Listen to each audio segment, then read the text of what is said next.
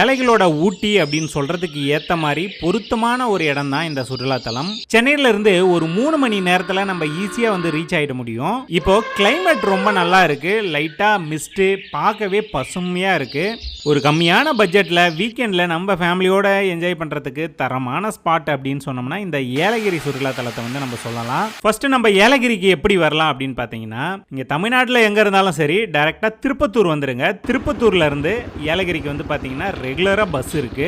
இப்போ நீங்க ட்ரெயின்ல வரீங்க அப்படின்னா சென்னையில இருந்து ஜோலார்பேட்டைக்கு ஒரு ட்ரெயினை புக் பண்ணிடுங்க. திருப்பத்தூர்ல இருந்து ஜோலார்பேட்டை வழியா தான் வந்து பாத்தீங்கன்னா ஏலகிரிக்கு பஸ்ஸே போகும். ஸோ நீங்க அந்த ரூட்ல போயிடலாம். அதே மாதிரி பெங்களூர்ல இருந்து வரதுனாலும் சரி ஜோலார்பேட்டைக்கு ஒரு 2 மணி நேரத்தில் வந்து ரீச் ஆயிடலாம். நீங்க சென்னையில இருந்து ட்ரெயின்ல வந்தா ஒரு 3 மணி நேரத்திலையும் பஸ்ல வந்தா 5 மணி நேரத்திலையும் வந்து ஈஸியா ரீச் ஆயிட முடியும். ஸோ இப்போ இந்த பக்கம் வந்து பாத்தீங்கன்னா சென்னை இருக்கு, அப்படியே நம்ம ஆம்பூர், வாணியம்பாடி, பொன்னேரி வந்துடணும். அப்படி இல்லை இந்த பக்கம் பெங்களூர், திருப்பத்தூர்